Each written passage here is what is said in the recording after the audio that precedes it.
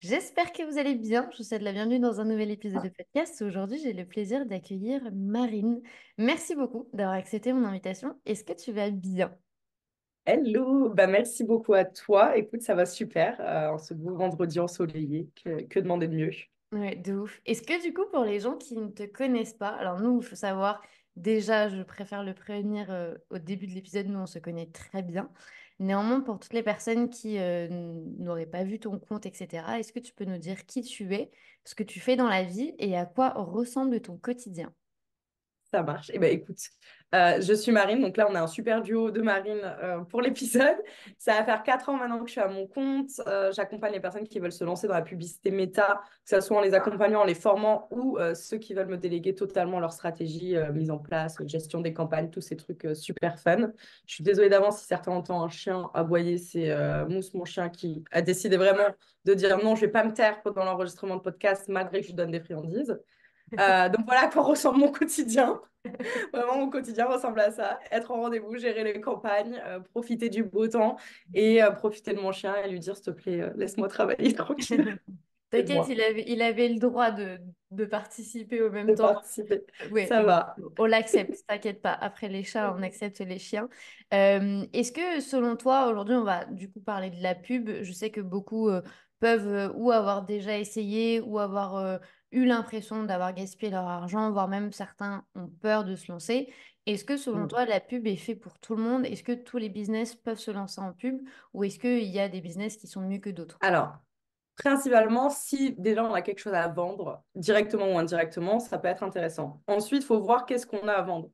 Est-ce que ça intéresse, par exemple, les mecs qui vendent des Ferrari? N'allez pas faire de la pub sur Meta. Même si des gens qui ont les moyens de s'acheter des Ferrari, déjà, on ne peut pas les acheter de toute façon. La première, on ne peut pas l'acheter neuve, donc il faut l'acheter d'occasion. Mais bref, en gros, si c'est des business avec des prix vraiment de luxe, toutes ces choses-là, il vaut mieux pas forcément faire de la publicité. Il faut quand même être présent sur les réseaux.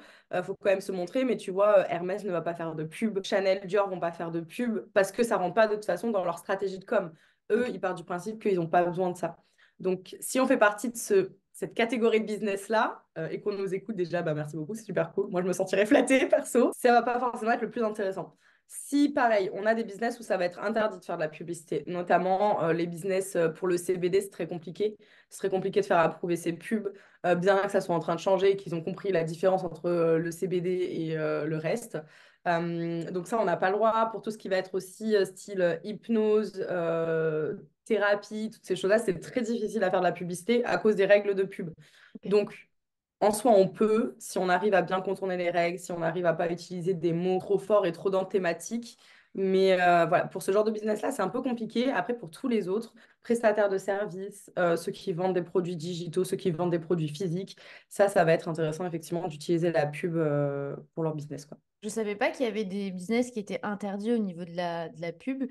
Ouais. Est-ce que toi, tu constates une très grosse différence par rapport aux investissements qui sont faits? C'est-à-dire qu'on a souvent cette croyance au niveau des publicités de se dire il faut absolument que j'investisse beaucoup pour avoir des résultats, notamment en entrepreneuriat. C'est vrai que tout ce qui va être les entrepreneurs que l'on va suivre ou on va écouter les podcasts, à chaque fois, c'est des 30 000, des 40 000, des 50 000 euros en pub.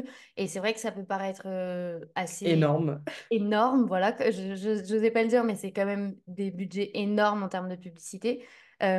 Pour les autres entrepreneurs qui n'ont pas fondamentalement ou envie ou les moyens de mettre autant d'argent, est-ce qu'il est possible d'obtenir quand même des résultats sur des plus petits budgets, voire vraiment les minimes? Totalement. Franchement, le minimum que je recommande par jour, c'est vraiment du 10 euros par jour sur au moins 10 à 15 jours. Et pour avoir vraiment des résultats de façon pérenne, que ça se voit, si possible, le faire tous les mois. Se dire, OK, je vais mettre 300 euros tous les mois en publicité pour augmenter mes prospects. Donc, c'est totalement possible. Là où c'est difficile, et c'est là où souvent on dit, oui, moi j'ai mis tant de budget, ça n'a pas marché, etc., c'est que la pub, c'est en fonction de comment on la construit. On va parler vraiment de celle que je recommande, c'est-à-dire le lead magnet, je fais venir des prospects, je vends derrière. Donc, le premier rôle de la pub, ça va être de nous ramener des prospects. Donc, après, le reste, ce qui dépend derrière et ce qui se passe, ça va dépendre que de nous et de comment on construit notre tunnel. Donc, je suis désolée, mais beaucoup disent ça ne marche pas et ça ne se passe pas bien. J'ai des prospects, mais ils n'achètent pas. Bah, ce n'est pas la faute des prospects, hein. C'est parce que le tunnel derrière, il n'est pas assez bien monté pour des personnes qui ne nous connaissent pas. Parce Mm. que c'est pareil, la pub, on ne va pas parler de la même façon à des personnes qui nous suivent depuis 1 an et qui connaissent toute notre vie parce qu'on la partage en story, à des personnes qui ne nous connaissent pas du tout. Et ça, les gens souvent l'oublient et comprennent pas. Donc forcément, le tunnel qu'on va avoir derrière va être différent. On va peut-être devoir mettre de la vidéo pour donner plus confiance, créer des audios, faire beaucoup plus de rappels, utiliser des mots beaucoup plus forts pour vraiment déclencher l'achat. Et souvent, c'est vraiment le gros problème quand les gens disent oui, ça ne fonctionne pas, même avec un petit budget, c'est parce qu'ils n'ont pas adapté en fait leur tunnel à Mhm. des personnes qui ne les connaissent pas et n'ont pas fait de modification. Et des fois, ils me disent, bah, c'est exactement le même tunnel. Bah, c'est pas possible que ça soit exactement le même tunnel. C'est pas du tout, les personnes ne viennent pas du tout du même endroit, ils ne nous connaissent pas, ils sont pas du tout au même stade de développement. Donc, ouais, ça, déjà, premièrement, ce serait ça. Et avec les petits budgets, bah, c'est totalement possible en fonction aussi des objectifs qu'on a.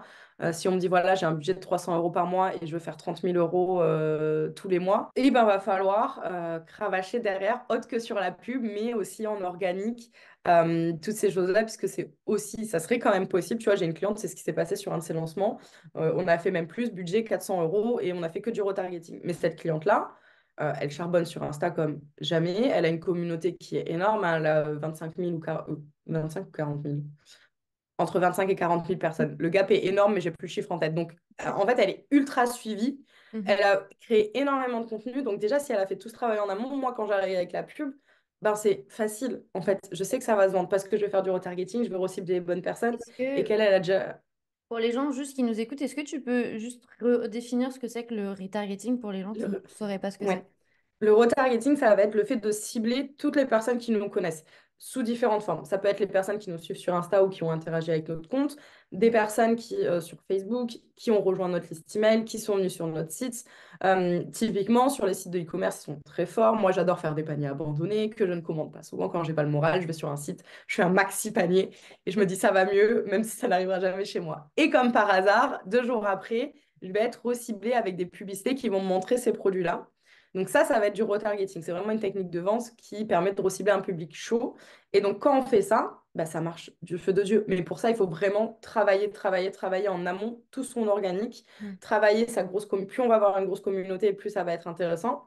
C'est pour ça que souvent, les entrepreneurs qui disent, oui, moi, je dépense 30, 40 000, 50 000 euros en pub, ça fonctionne bien parce que je fais du retargeting. Oui, parce que ces personnes-là sont suivies par 50 000, 100 000 personnes, si ce n'est plus. Donc, forcément, on ne peut pas comparer ce qui n'est pas comparable.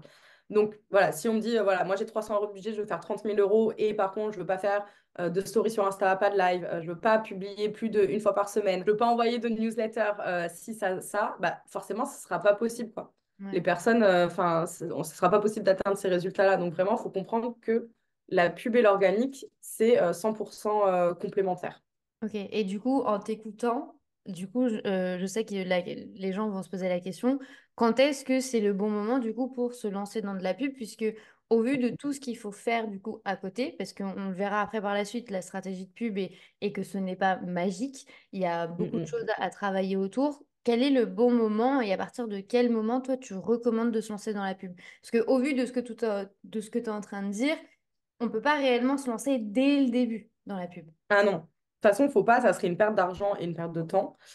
Faut se lancer dès lors où on a une offre ou alors que l'offre, on est en train de la construire. Elle peut ne pas être totalement finie, mais dès ce moment-là, parce que si on commence à récolter des prospects, mais qu'on va leur vendre que 6 mois après, ils vont totalement oublier qui on est, d'où on vient.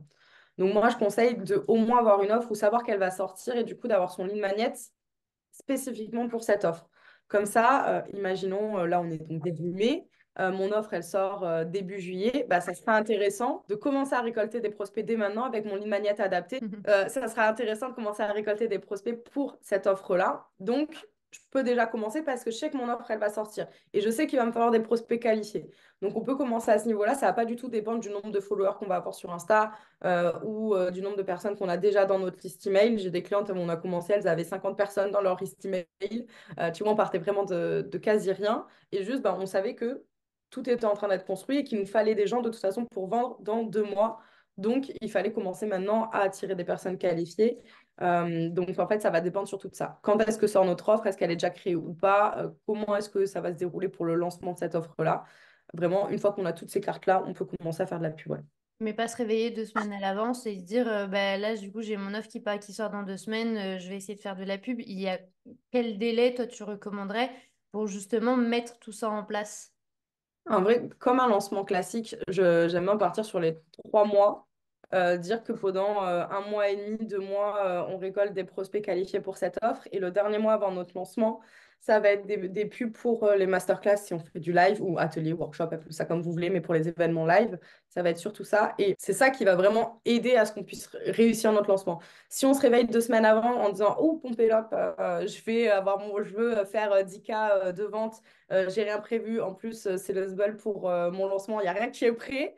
Euh, Bah forcément, tu peux mettre de la pub, mais c'est pas magique. Hein. C'est pas parce que rien n'est prêt à côté qu'en lançant une campagne, tu vas faire tes 10K de vente, hein, loin de là. Donc, ça sert à rien de se réveiller 2 semaines avant en se disant, je vais réussir mon lancement à ce moment-là. Ok. Ça sera pas possible. Et selon toi, et par rapport du coup à la vision que tu as, parce que c'est vrai que Marine ne l'a pas dit, mais elle a eu l'occasion de travailler dans une très grande boîte américaine, je ne sais pas si on a le droit de dire le nom. Oui, oui, oui, je le dis pour le coup ouais, ouais, sur Facebook à l'époque, où ça Ouais. s'appelait encore comme ça. Oui, du coup, Marine a travaillé sur Facebook il y a maintenant quelques années. Elle travaille vraiment dans les équipes de gestion des pubs, etc. Entre-temps, ça a quand même pas mal évolué. Néanmoins, quelle serait, selon toi, la différence entre les boosts et les publicités? Est-ce que tu considères que une personne qui va faire un boost sur Instagram et qui va mettre 10 à 15 euros par-ci par-là, est-ce que tu recommandes cette stratégie déjà? Et est-ce que tu considères réellement que c'est une stratégie bénéfique? Oui, donc en fait, ça va dépendre. Si, admettons, tu me dis le boost, je vais l'inclure dans ma stratégie globale. Parce qu'il faut savoir que là, quand on parle de pub, il y a des personnes, c'est vrai, qui ne savent pas forcément, mais il y a le boost qu'on a sur les réseaux sociaux et il y a vraiment la pub depuis le gestionnaire de publicité avec ton business manager, etc., etc. Donc le boost, ça peut être une bonne strat si c'est inclus dans une stratégie de pub globale. Parce que le but du boost, ça va pas forcément être de vendre directement, mais ça va être vraiment d'augmenter notre notoriété, de rapporter des personnes. Il y a quelques années, franchement, le boost, c'était dégueu en termes de résultats, en Mhm. termes de ce que ça apportait, parce que les gens s'abonnaient, partaient, on perdait de la visibilité en engagement, etc. Maintenant, ça va quand même beaucoup mieux.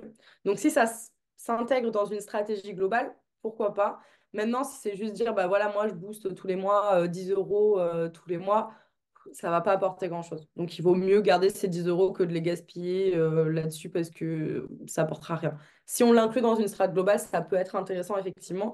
Et encore une fois, il faut se poser quand même la bonne question de quels sont les posts qu'on a envie de booster. Ne pas faire ça sur tous nos posts parce que si on le fait sur tous nos posts, ben, évidemment, ça devient un cercle vicieux. Hein. Donc, on va avoir tous nos posts qui ont des super résultats et dès qu'on va commencer à poster en organique, on n'aura pas les mêmes. On va dire, ah, j'ai pas les mêmes, c'est pas cool. Bah, oui, c'est normal. Il y a des résultats que tu as payés, il y a d'autres que tu as eu gratuits. Donc, forcément, voilà, faut l'intégrer dans une stratégie globale. Ça peut être intéressant et faire attention, voilà, à pas booster tous les postes n'importe comment. Vraiment regarder les stats avant et réfléchir à, OK, est-ce que lui il serait pertinent par rapport aux personnes que j'ai envie qui me découvrent, quoi. Je suis complètement d'accord avec le fait de suivre ce que l'on est en train de mettre en place et pas juste de booster à droite, à gauche et de voir si ça prend. Parce que si vous boostez tout, en fait, même au niveau de l'algorithme par rapport à Instagram, ben, vous n'avez plus aucune poussée organique. Ce qui fait que, et Marine l'a très bien dit depuis le début, la pub est complémentaire à l'organique, ça travaille ensemble. L'organique va permettre aussi de cibler, de comprendre qui vient à nous naturellement, de comprendre également qu'est-ce que les gens ont réellement apprécié, avec quel contenu ils vont interagir. Alors que du coup, si tout est soumis à la pub, ben, nos résultats vont déjà être biaisés de base au niveau de la stratégie. Donc, je suis assez d'accord Exactement. avec toi.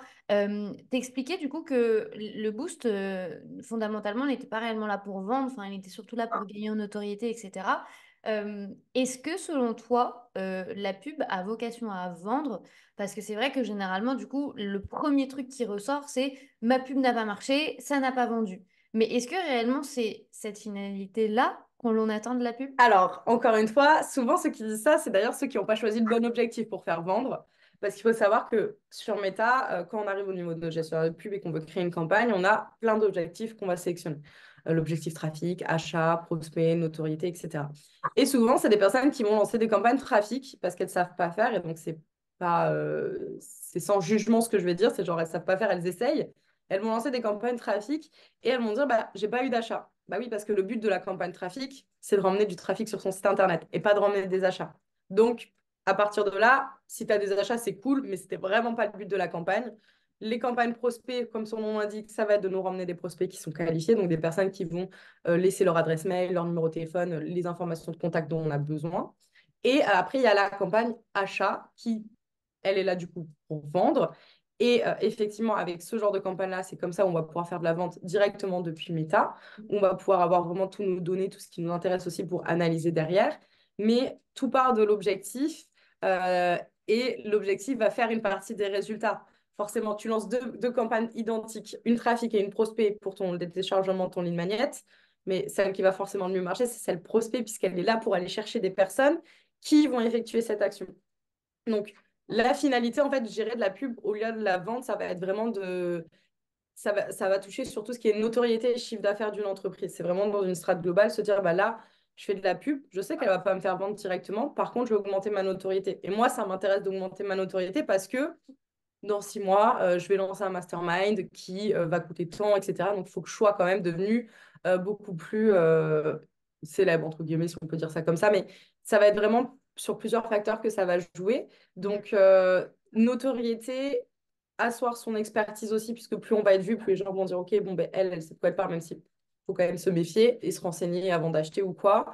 Et après, effectivement, acheter les offres. Donc, la finalité reste de l'achat, mais il y a plein de petits points sur lesquels ça joue également. Et du coup, au niveau de la pub, par rapport à ces différents types de publicités qui sont mis en place, c'est vrai que je pense que tout le monde aujourd'hui a déjà vu de la pub sur les réseaux sociaux, que ce soit sur Facebook, sur Instagram ou peu importe. Et c'est vrai qu'il y a différents types de pubs qui vont exister. Il y a vraiment de la pub où on va presque essayer de nous vendre directement un produit, où on va voir un truc.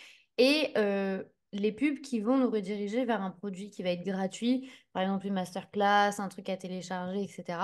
En fonction du coup de toi, de ces deux types de pubs-là, euh, quelle est celle que tu trouves la plus stratégique dans le fond? Est-ce que selon toi, c'est mieux de mettre directement en avant son produit pour essayer de le vendre? Ou est-ce que c'est mieux que la personne utilise quelque chose de gratuit pour qu'après la personne rentre dans notre tunnel? Comment est-ce que au niveau stratégique, dans la structure business, comment est-ce qu'on devrait appréhender la chose? Alors, pareil, ça va dépendre de plusieurs facteurs. Si on a une offre, alors à un petit prix, on va dire moins de 100 euros, euh, plus si on a une grosse notoriété, ça peut être intéressant pour faire de la vente directe. Sinon, ça va être moins d'une centaine d'euros pour le produit. Et surtout, le point le plus important, ça va être de l'avoir testé, en fait, ce produit notre tunnel. Pas d'avoir vendu une ou deux fois et se dire, OK, j'ai vendu une ou deux fois, c'est que ça peut se vendre en pub, évidemment. Non, pas du tout. Mais il faut déjà tester vraiment tout notre tunnel pour dire, OK, bah là, j'ai fait une cinquantaine, une centaine de ventes en organique. Ça va pouvoir être intéressant de commencer à mettre du budget dessus en pub pour pouvoir le mettre en avant. Si on fait ça, là, ça peut être intéressant. Et encore une fois, après, tout va dépendre. Ça va dépendre de est-ce on est dans une niche où il y a énormément de concurrence au niveau des produits? Parce que plus il y a de concurrence, plus en pub, ça risque de me coûter cher. Donc, est-ce que c'est vraiment intéressant de faire directement de la vente ou pas? Et si effectivement on se rend compte qu'il n'y a pas trop de concurrence, on est un peu dans une niche et tout, et qu'il n'y a pas grand monde qui fait ça, pourquoi pas? On peut y aller, on peut tester. De toute façon, la pub, il n'y a rien de magique et il n'y a pas de formule toute faite. Il faut tester, analyser, refaire remodifier, optimiser, c'est tout le temps ça. Même quand on a des très bons résultats, on continue d'optimiser, d'analyser.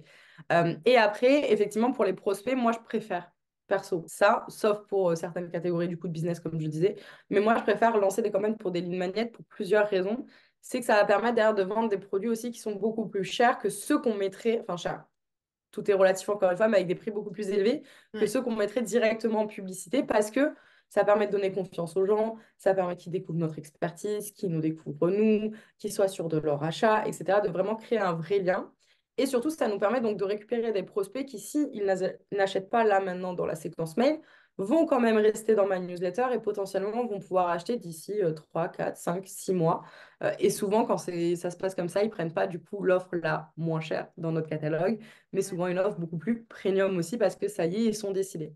Donc moi, je serais partisane quand même des campagnes prospects parce que ça permet donc de créer du lien, de les garder. Là où la campagne achat, bah, si la personne n'achète pas et qu'elle part, bah, elle part, quoi. On ne reste pas en contact avec elle, elle ne rentre pas forcément dans un de nos tunnels. Donc moi, je conseillerais surtout les campagnes prospects et encore plus si on a des petits budgets.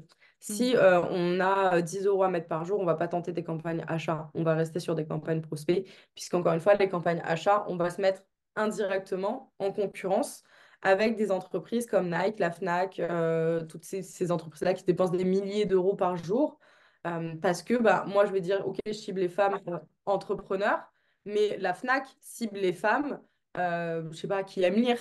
Mm. Et les femmes qui aiment lire peuvent être aussi des femmes entrepreneurs. Donc, indirectement, on va cibler les mêmes personnes, sauf que bah, en termes de budget, on n'est pas du tout égal, tu vois.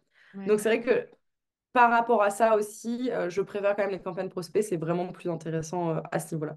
Ok. Je disais aussi que du coup, il y a, pour récapituler la stratégie, ça serait du coup de créer quelque chose de gratuit, de le mettre en avant au niveau de la pub, mais également de manière naturelle en organique, sans Mm, publicité mm. du coup, que les personnes rentrent dans notre tunnel, donc ils nous donnent leur email par exemple, et après ça, on peut du coup envoyer des emails automatiques à la personne qui font partie d'un tunnel de vente pour après, même si quand bien même la personne n'achète pas, qu'elle reçoive par exemple la newsletter. Comme ça, elle est constamment en contact avec notre business et tout ce qu'on va pouvoir lui raconter. Il faut savoir que l'emailing aujourd'hui reste quand même l'une des formes les plus efficaces de vendre, puisque bah, en fait, on arrive presque directement dans le téléphone de la personne et on consulte tous nos emails au moins une fois par jour, si c'est pas plus. Exactement.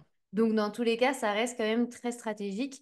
C'est vrai que moi, j'ai souvent entendu dire que si ça marche Alors, on me l'a dit, donc c'est pour ça également que moi, j'ai commencé à faire de la pub, puisque on m'avait dit, si ça marche en organique, alors imagine avec la pub les résultats que tu obtiendrais. Mm, Qu'est-ce que mm. tu aurais à répondre à ça? Est-ce que, tu as déjà un peu répondu, mais est-ce que selon toi, l'organique est fondamentalement nécessaire quand on fait de la pub? Est-ce que les deux s'alimentent? Est-ce que les deux sont complémentaires? Est-ce que si, par exemple, je publie du contenu aujourd'hui et Ouais. fondamentalement, j'ai pas du tout envie de le booster, mettre de la pub, est-ce que tous les résultats que je vais obtenir de manière naturelle va me permettre d'obtenir des résultats ou pas du tout? Alors, oui.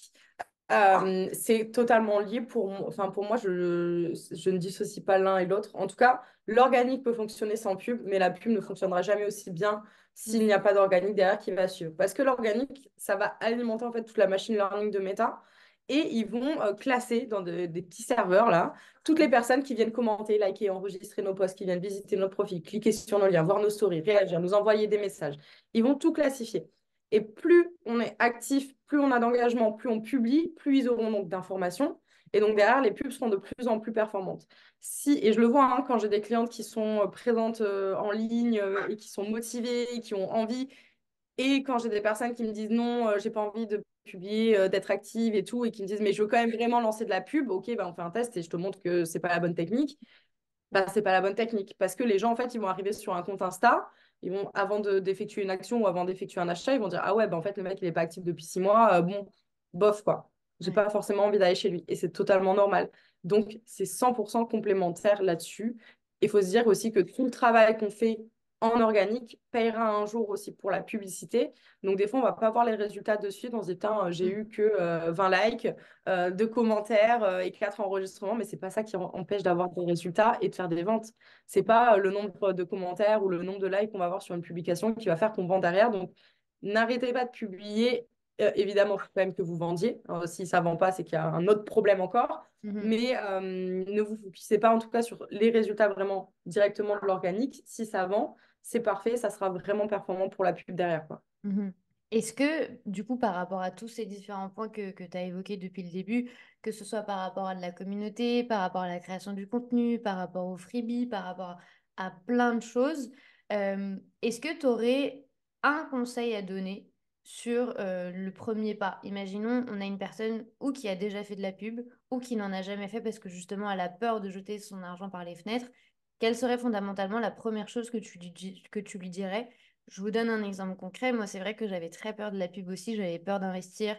J'avais pas non plus des milliers et des cents à investir. Et puis, c'était pas mon objectif. Parce que ben, moi, je l'ai toujours dit à Marine. Moi, de base, je viens du SEO. Je viens du trafic organique. C'est quand même un petit peu hypocrite maintenant de venir en pub. Et j'ai pas honte de le dire du tout. Et c'est vrai que as réussi à me rassurer dans le sens où j'ai réussi à voir la pub d'une autre manière. Je l'ai pas vue comme méthode de vente ou comme méthode de forcer l'achat absolument, mais plus juste à vouloir bah, grossir, augmenter notre notoriété, augmenter notre présence en ligne. Parce que comme je vous le dis tout le temps, hein, si on ne vous voit pas, on ne se souviendra pas de vous. Donc, il faut Exactement. prendre tout ce qu'on a à notre disposition pour se rendre visible en fonction des budgets que l'on a et des envies qu'on a également.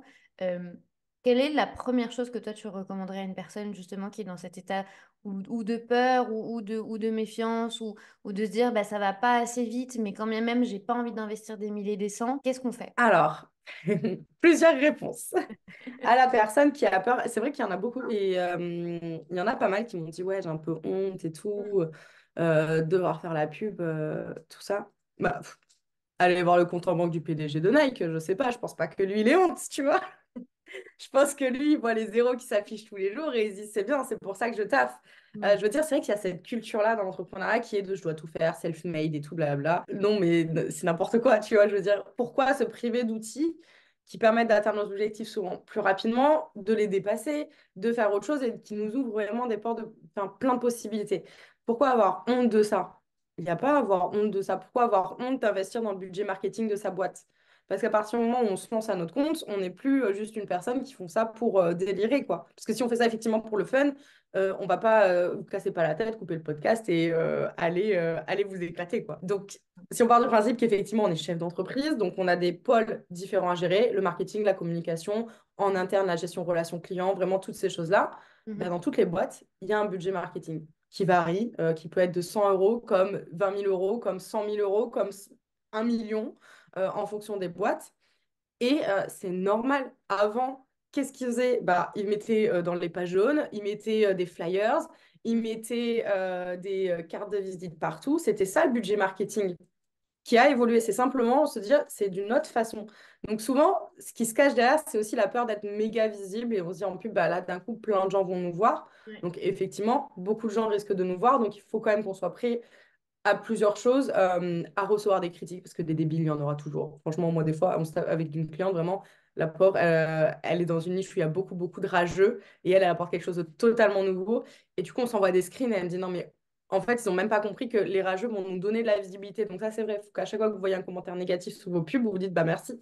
Merci parce que tu m'apportes de la visibilité. Et ensuite, soit vous pouvez prendre plaisir à débattre, moi j'adore débattre avec les gens qui ragent, mais ça, c'est encore autre chose. Soit ce que je conseille, qui est quand même beaucoup mieux et plus diplomate, vous supprimez et vous bloquez la personne, comme ça, basta, on n'en parle plus. Mais des fois, leur débattre et leur expliquer qu'ils ont tort, ça fait quand même plaisir. Donc, il y a cette possibilité de se dire, voilà, n'aie pas peur, c'est normal, c'est OK. En même temps, si tu ne reçois pas de critique, c'est bizarre. Si tu en reçois, c'est formidable. Ça veut dire que tu fais bien et continue. Parce que les mecs qui sont arrivés tout en haut, ou même au milieu du chemin, bah, ils en ont bouffé des critiques hein, à l'appel, comme ça, comme vraiment ils les ont mangés. Et c'est normal. Et si vous n'en avez pas, c'est même là où voilà, ça peut devenir inquiétant. Mais il faut se dire, n'ayez pas honte parce que toutes les boîtes le font. Mm. N'ayez pas peur parce que tout le monde va recevoir de la critique. C'est juste qu'effectivement, là, ça va être écrit noir sur blanc. Ça peut être un peu brutal, mais éloignez-vous de ça. Je veux Mm. dire, vraiment, éloignez-vous de ça. C'est les personnes qui critiquent n'ont que ça à faire de leur vie. Donc, éloignez-vous de ça. Et surtout, bah, n'ayez pas peur d'investir. N'ayez pas peur de tester. Vraiment, le but, c'est, quand vous allez faire de la pub, c'est de développer votre entreprise pour atteindre vos objectifs. Si vous dites, bah, mon objectif, c'est que dans 2 ans, je bosse 5 heures par semaine, bon, Mm. ben, ok, on va commencer à mettre en place une stratégie pour. Et enfin, la pub, ce n'est pas que, malheureusement, il y en a, et moi, je ne suis pas du tout partisane de ça, des urgents, achetez maintenant, comment gagner Mm. 10 000 euros en 24 heures, rejoins telle masterclass, et tu vas devenir riche en un clic. La Mm. pub, c'est pas que ça. Si vous voyez ça dans vos feeds, moi, j'en vois très peu, sauf des personnes que je suis qui font ça et que je suis, euh, bah, c'est que vous êtes quelque part intéressé par ça aussi. Donc, c'est que ça Mm. va pas. Votre feed est quand même relativement bien fait, on va voir ce qui nous intéresse. Donc, il faut se détacher de ça et se dire, mais il y a plein de manières de faire de la pub, hein. Il y a plein de manières, de la manière douce, de la manière un peu plus forte. Et il faut trouver la manière qui vous correspond. Et il n'y a pas une manière enfin, une façon qui va le mieux marcher que d'autres. C'est Mm. vraiment en fonction de vous. Donc, il ne faut pas non plus avoir peur de ça et se détacher de cette image un peu ringarde du marketing où tu es arrivé sur un site, ça clignotait partout, tu avais des pop-up, tu avais le mot en rouge, gras, souligné, tu vois, et c'était vraiment dégueu. Il faut se Ouais. détacher vraiment de cette image parce que ce n'est plus ça, ou en tout cas, on n'est pas obligé de faire ça. Et donc voilà, faut relativiser, il faut souffler, c'est rien. Et aussi, il faut se dire que tout est éphémère. Si on a vraiment peur d'être visible, de faire des vidéos face cam pour la pub, etc., de tester ça, ça va pas rester, les gens, ils vont pas voir ça pendant 1000 ans sur leur feed. Et quand bien même, ta pub, imaginons, elle est active pendant des années parce qu'elle roule et que tu l'optimises simplement et ça marche. Quand bien même les gens voient, s'ils sont saoulés, ils vous bloquent. Et s'ils n'ont pas envie de voir, ils continuent de scroller. Il y a tellement de publications qu'ils ont le choix. Donc vraiment, faut se détacher de ça, pas en avoir peur. Au contraire, sautez pas parce que de toute façon, en business, on va faire que des choses qui nous font peur, hein, majoritairement la majorité du temps. Sinon, on risque pas de pouvoir atteindre nos objectifs. Donc voilà, faut vraiment pas avoir peur de ça, se dire que c'est OK que toutes les boîtes mettent du budget marketing, c'est juste que bah, là, il est sous différentes formes. Il y en a, ils font des pubs à la télé. Voilà, pour moi, c'est la même chose que si je fais me dire je fais des pubs à la télé. Et encore, le jour où je me dis, ouais, je fais des pubs à la télé, c'est genre, je fais des pubs à la télé, s'il te plaît, tu vois. Donc, vraiment, faut pas avoir honte de ça. Vraiment, faut pas avoir honte de ça. Bien au contraire, faut être fier de se dire, bah oui, moi, dans ma boîte, oui, je mets un budget pour le marketing parce que oui, j'ai envie d'atteindre mes résultats. Oui, j'ai envie de les dépasser. Oui, j'ai envie de construire une entreprise qui est pérenne. Donc, oui, je mets du budget marketing comme oui, je mets du budget pour déléguer. Oui, je mets du budget pour me former. Oui, je mets du budget pour ci, ça. Bah, faut en être fier de savoir gérer ça, de savoir se lancer sur des choses qu'on ne connaît pas. Donc, de se former, je conseillerais toujours aux personnes qui ont vraiment aucune idée, soit si elles peuvent déléguer, mais c'est de trouver voilà, quelqu'un qui est vraiment, ils ont confiance et s'assurer qu'ils sont sur la même longueur d'onde aussi sur ce qu'il veut, et quelqu'un qui sera capable de leur dire non, c'est pas le bon moment maintenant pour faire de la pub parce qu'il te manque ça, reviens me voir dans 6 mois, et dans Mhm. 6 mois, la collab se passe super bien. Et si jamais les personnes peuvent, ont le temps et l'envie de se former un minimum, ou trouver une personne qui va les accompagner en tout cas dans tout ça pour leur expliquer ben, les termes, ce qu'il faut faire attention, comment ça fonctionne. Aussi parce que malheureusement, c'est un peu comme dans tout et encore plus dans le digital. Il y a à boire et à manger. Il y a des personnes qui te diront je sais faire parce qu'elles ont vu une vidéo YouTube qui leur dit tu sais faire. Et du coup, elles disent je sais faire. Des personnes voilà, donc il y a vraiment de tout. Donc, il faut trouver les personnes qui vous mettent en confiance en fonction de vos business, en fonction de votre valeur, en fonction de votre vision là-dessus pour vous faire accompagner, soit en déléguant, soit en vous formant. Et même si vous déléguez, même si vous trouvez quelqu'un de confiance et tout, je vous recommanderais toujours de lui poser des questions. Mhm. La personne, normalement, est censée vous expliquer d'elle-même, mais posez-lui des questions. Ça veut dire quoi? Ça, c'est comment ça se passe? J'ai vu telle personne, qu'est-ce qu'elle a fait, etc. Parce que c'est très facile quand on est dans un domaine, surtout en pub, de lâcher plein de mots compliqués pour faire genre qu'on est Mhm. expert, qu'on s'y connaît, qu'on est le numéro un. Donc, c'est très facile de perdre les gens. Donc, n'hésitez pas à trouver quelqu'un qui sera capable aussi de vous expliquer d'une façon simple et normale. Il n'y a pas besoin d'inventer des mots pour dire des choses qu'on dit déjà depuis des années, tu vois. Complètement. Donc, voilà, trouver des personnes qui vous mettent en confiance, c'est de vous former, regarder sur YouTube. Franchement, c'est une mine d'or maintenant. Internet, c'est une des mines d'or. Donc, avant peut-être même de faire vos recherches pour trouver la bonne personne, faites des petites recherches en ligne sur, ou encore, si vous êtes encore plus flemmard, ouvrez ChatGPT. Bonjour, je recherche un média buyer. C'est comme ça que ça s'appelle normalement, le beau nom, média buyer. J'achète des parts de médias. Je cherche à recruter ou à déléguer mes publicités en ligne. Je vais commencer à faire des entretiens pour trouver des collaborateurs. Quelles sont les questions? Sur quoi est-ce que je dois faire attention? Quels sont les termes à faire attention? Pour avoir une ligne directive et que quand on arrive devant la personne, on puisse lui poser des questions. Alors, des fois, si ça se trouve, ChatGPT va nous sortir des trucs genre n'importe quoi, mais ne pas hésiter à faire cette petite recherche en amont, comme ça, quand vous serez devant la personne, ben, elle va savoir, enfin, au moins, vous savez de quoi elle parle et si elle vous dit oui ou enfin, vrai ou faux, quoi. Complètement. Donc, il y a aussi ce petit travail-là en amont. Il faut quand même se responsabiliser parce qu'encore une fois, on est chef d'entreprise, donc on ne peut pas se permettre de faire n'importe quoi. On ne peut pas se permettre de ne pas vérifier. On ne peut pas se permettre Aussi, on peut demander des références aux personnes, ça peut aider. Mhm. Mais voilà, en tout cas, je dirais aux personnes qui hésitent à se lancer, n'ayez pas peur, allez-y, Mhm. faites-le. Responsabilisez-vous, faites des petites recherches avant de trouver les bonnes personnes. Et après, il n'y a plus qu'à quoi. Moi, c'est vrai que ça m'a beaucoup fait dédramatiser quand je me suis mis dans la tête qu'en fait, il y avait toutes les entreprises, voire 98% des entreprises que je voyais, que je suivais, voire même des entrepreneurs que je suivais également, qui eux-mêmes, en fait, faisaient des pubs. Et c'est là où je me suis dit, en fait, bah, si les autres le font et qu'ils obtiennent les résultats qu'ils ont, pourquoi est-ce que moi, à mon petit niveau, je ne pourrais pas juste essayer? Et c'est vrai que de C'est base, ça. avec Marine, quand on a commencé à travailler ensemble, on a juste essayé. Et je suis hyper d'accord avec toi sur le fait de se responsabiliser. Moi, avant de trouver Marine, j'ai peut-être fait 5 ou 6 rendez-vous avec des personnes différentes, avec les mêmes questions, mais juste voir comment est-ce que la personne m'expliquait les choses, pouvoir définir un peu les budgets pour avoir une tranche, parce que si on parle qu'à une seule personne, ben, on n'a pas forcément de Oui. référence. comprendre également qu'est-ce qui va être pris en compte, parce que, encore une fois, on parle de votre argent à vous, l'argent de votre entreprise, l'argent que vous avez gagné. Et du coup, il faut le réinvestir. C'est un peu comme quand on cherche une maison. Moi, quand on cherche une maison ou un appartement, on ne va pas se limiter au premier appartement ou à la première maison. Il faut comparer, il faut créer des liens avec les gens. Il faut faire en sorte, en fait, réellement, fondamentalement, de comprendre ce qui va se passer. Parce que Mm. moi, je vous ai toujours dit, avant de déléguer, il faut un minimum maîtriser le truc. Et c'est pas maîtriser le truc en mode technique, mais c'est juste comprendre un peu comment ça va Comprendre. fonctionner. Et ça a été tout l'objectif de cet épisode de podcast, vous expliquer un peu que bah, il va y avoir des différences entre les boosts, il va y avoir des différences entre les publicités, il va y avoir des différences par rapport à ce que vous allez mettre en avant, par rapport à votre objectif. Et probablement même que là, vous êtes en train d'écouter l'épisode de podcast et vous êtes en train de vous dire, est-ce que c'est vrai que la But First Academy fait des pubs? Parce que oui, la But First Academy fait des pubs depuis maintenant un petit temps et je suis convaincue que beaucoup d'entre vous ne les ont ou probablement pardon, jamais vues ou probablement se sont dit, ah ben c'est enfin, c'est smooth quoi, parce qu'on n'y est pas allé comme des bourrins. C'est absolument pas du tout l'objectif. Tous les trucs en urgence qui clignotent, etc., c'est des trucs que vous avez jamais vus dans la But First Academy. Mm. Et pour autant, c'est Marine qui crée les pubs. Donc, tout ce que vous avez vu a été aligné avec la vision et les valeurs de la But First Academy. Et C'est ça. ça n'aurait pas été possible si j'avais pas fait toutes ces recherches en amont et si on n'avait pas affiné aussi l'objectif, pourquoi est-ce qu'on le fait, sur la longueur, vraiment sur la durée. On n'a pas fait un one-shot et on s'est pas dit, bah, vas-y, on fait un lancement, allez, maintenant on met tout dans la pub. C'est un travail qui se fait de longue haleine.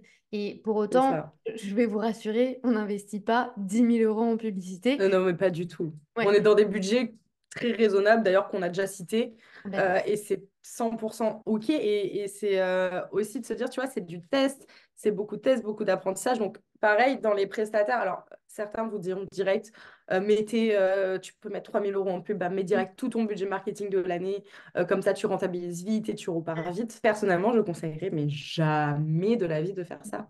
La mm, publicité, il faut savoir que c'est un écosystème qui est vivant. Genre, les réseaux sociaux, c'est un écosystème vivant. mm, C'est-à-dire que tu mets tes 3 000 € là en pub ce mois-ci. Qu'est-ce qui se passe ce mois-ci? Bah, je sais pas. Typiquement, il y a une tempête en France qui fait qu'il n'y a plus Internet, il n'y a plus d'électricité. Mais autant te dire que Meta, ils s'en tapent, hein, que tu n'aies plus Internet, électricité, ils vont diffuser ta pub, tu vas perdre tes 3 000 €. C'est un ouais, écosystème vivant. Tu as une guerre qui se déclenche. Ça affecte tes résultats. Tu arrives sur un mois de février, un mois de février comme on n'a jamais eu, avec 40 degrés dehors, il fait soleil, le monde est content, mm, les gens ne sont pas sur leur téléphone. Ça affecte tes résultats. Il y mhm, a une panne, ça affecte tes résultats. Tout est un écosystème vraiment vivant. Donc, il faut surtout pas partir directement en dépensant tout son budget marketing. Il faut au contraire partir avec un plus petit budget, surtout quand c'est les premières fois qu'on fait de la pub, parce que ce qui marche en organique peut ne pas fonctionner du tout, mais pas du tout en pub. Et donc, on va devoir repartir de zéro, repenser, réfléchir, etc. mhm, Donc, il ne faut pas du tout partir direct avec son plus gros budget. Au contraire, partir avec des plus petits budgets et augmenter au fur et à mesure parce que ça peut prendre du temps d'atteindre les objectifs, encore une fois, qu'on veut. Si on se dit, OK, je vais faire 10 000 € par mm, mois, bah, il y a plusieurs étapes par lesquelles on va devoir passer. Et c'est primordial. Et ceux qui vous disent le contraire, bah, c'est faux, c'est pas possible. C'est pas magique. On ne peut pas promettre de faire 10 000 € en pub en un mois de publicité. Ça ne sera pas possible, surtout dans le cadre où on est prestataire de service ou vente de formation en ligne et qu'on est en train de lancer notre première campagne de pub et qu'on n'a pas une notoriété formidable, parce que forcément, si quelqu'un dit en commentaire, non, mais moi je peux, oui, mais si toi tu as 100 000 abonnés, je ne t'inclus pas dans le lot des personnes que je parle, bien sûr. mais ça, c'est pas possible, donc il faut faire vraiment attention, parce que tu vois, j'ai déjà eu une cliente qui avait fait appel à une agence. Elle est venue me voir, elle me dit, bah voilà, j'ai dépensé 5 000 € en publicité et tout, pour me rendre compte, en fait, au bout de 6 mois, que les screens, les rapports de pub qu'ils me montraient, ben, c'était tout le temps les mêmes, qui montraient tout le temps les mêmes aux autres clients, et en fait, qu'ils n'ont même pas diffusé une seule fois de la publicité. Donc, c'est pour ça qu'il faut aussi, alors évidemment, bah, c'est pas sa faute si elle est tombée sur des personnes malhonnêtes, mais quelque part, un peu, parce qu'il faut se responsabiliser, se dire, OK, bah, j'y comprends rien, mais il va falloir que je comprenne. Mm, Donc, mm, si votre prestataire, normalement, il est censé pouvoir vous expliquer, prendre du temps pour vous, pour vous expliquer tout ça. Sinon, vous pouvez très bien me dire, OK, bah, combien ça coûte de passer 1 heure et demie avec toi et je veux que tu m'expliques tout ce que je dois savoir pour que je puisse te déléguer en paix. mm, Normalement, c'est inclus, mais voilà, peut-être que certains le feront payer ou quoi. Mais faut se responsabiliser pour pas tomber là-dedans et pas vraiment en être dégoûté de la pub parce que c'est souvent aussi ce qui arrive quand on a des mauvaises expériences. Mhm. De dire, bah voilà, moi j'ai une mauvaise expérience et tout, là je cherche vraiment quelqu'un qui va pouvoir me faire une bonne strat, toutes ces choses-là. Donc il Ouais. faut faire attention vraiment voilà, à comment ça se passe, se responsabiliser, ne pas avoir peur de ça. Et de toute façon, pas quand on est chef d'entreprise, encore une fois, on n'a pas le choix que de se responsabiliser sur tous les points, même sur les points qui ne nous font pas plaisir, quoi. Donc Et d'ailleurs, là-dessus, c'est grâce à toi que moi, je m'étais rendu compte, et c'est aussi grâce à tous les tests qu'on a fait, toutes les pubs qu'on a testées, que je me suis rendu compte que juste la météo, quand il fait soleil, ça impacte de ouf les résultats, mais même d'un côté organique. C'est-à-dire que quand tu m'as dit, il faut faire attention, Marine, à la météo en ce moment, s'il fait soleil dehors, on va pas avoir les résultats, on pourra pas faire le test comme on veut. J'étais en mode, mais elle est sur la tête ou quoi? Enfin, et c'est après, effectivement, quand je me suis rendu compte et que j'ai réfléchi sur ce que tu avais dit, j'ai comparé quand il faisait moche à Paris, j'ai pris une localisation de Paris, mm, qu'il pleuvait à Paris, qu'il faisait froid, et j'ai comparé exactement le même contenu, exactement à la même heure. Quand il faisait soleil, les résultats étaient complètement différents. mais oui. Deuxième point ici qui est hyper important à dire et que j'ai pas mentionné et tu fais bien d'en parler, quand moi je cherchais quelqu'un, fondamentalement, ben, le premier réflexe que l'on va avoir, c'est d'aller se pencher sur ou des agences qu'on a déjà vues, ou des agences que l'on a déjà entendues, ou des personnes qui ont des agences qui, eux, se mettent en avant et qu'on connaît de nom. Et c'est vrai que moi, j'ai fait ce processus peut-être 3 fois, je dirais. Et les 3 fois, les 3 agences m'ont dit la même chose. Au minimum du minimum, tu ne peux pas commencer à faire de la pub si tu n'investis pas au minimum 1 500 euros, voire 2 000 euros. Donc, il y avait vraiment des critères d'entrée au niveau des agences. Sinon, tu n'obtiendras pas de résultats. Et ça a été l'une des premières questions que j'ai posées à Marine lors de notre premier échange.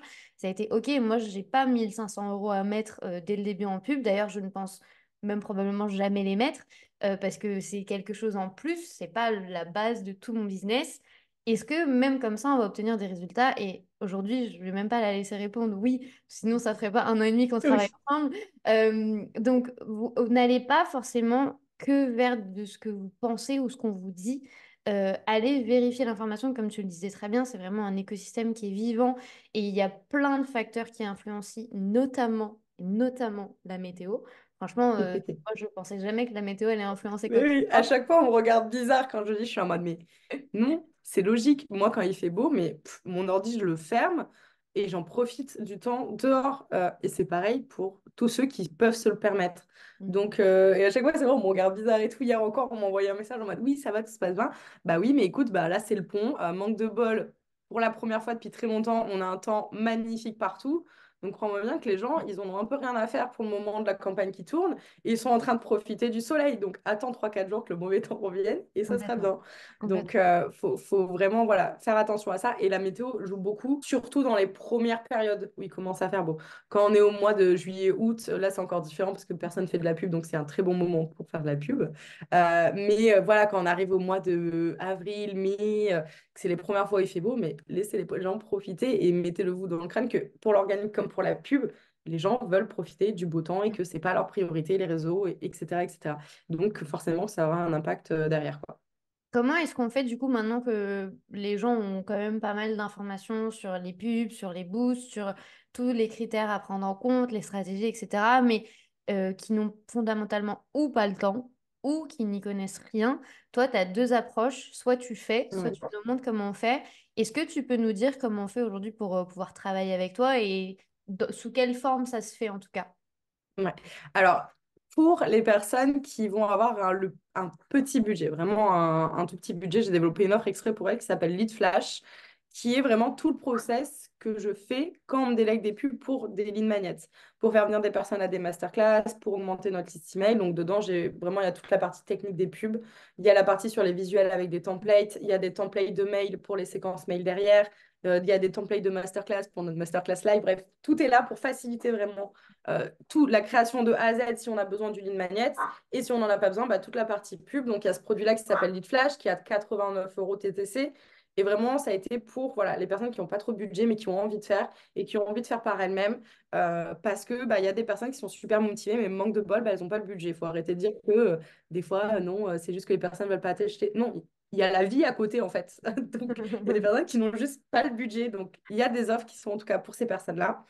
Si elles ont un budget un peu plus important, on va dire c'est 747 euros mon premier accompagnement de 4 heures par exemple, ou en 4 heures, on peut voir effectivement comment monter une campagne de A à Z en fonction de ce que nous, on a besoin.